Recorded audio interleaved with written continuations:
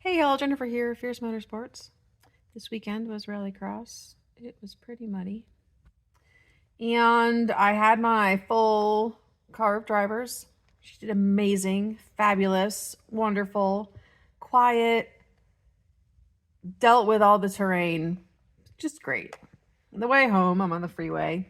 My check engine light flashes and then go solid, and the car is misfiring. Like, I felt like the back end was just gonna fall off. It was pretty bad. So I come home and I take one of these code readers. So basically how that works, if you haven't used one before, is you plug this into the OBD2 port, and then this lovely machine will tell you what trouble codes, check engine lights, diagnostic trouble codes, otherwise known as DTCs. You'll see that on your repair order sometimes.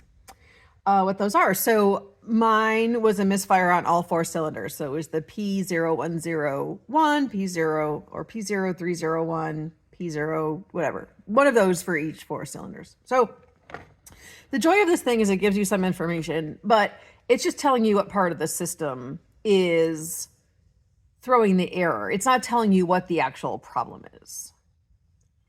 And so the misfire code tells me that the spark plugs are not firing as they should. Now, does that mean I need new spark plugs? No. Does that mean I need new wires? No. Does that mean that I need an ignition coil pack? No. Does that mean my engine is blowing up? No.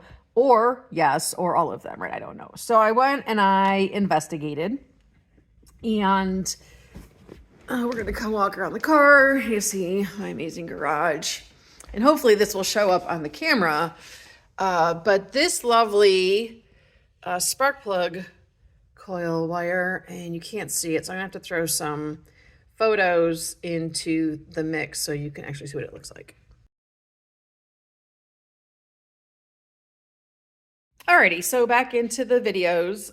So I'm gonna install these new ones. I just got a whole new set. These spark plug wires were put on a year ago, and for most people, 1 year would make me pretty angry.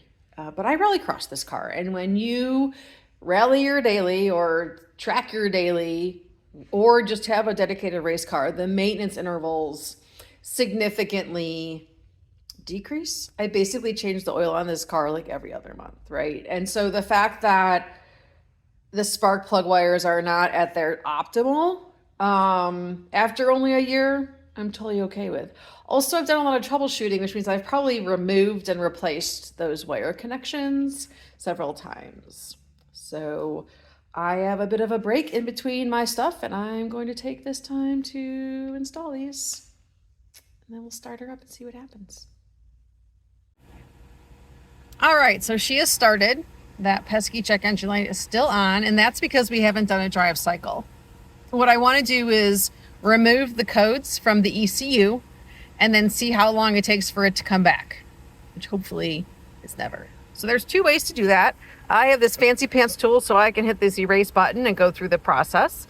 Or what you can also do is you can disconnect the battery. I like to do the whole disconnect the battery, count to 10, reconnect it, and then that will also reset the ECU / erase the trouble codes. And so you see this says that it was successful.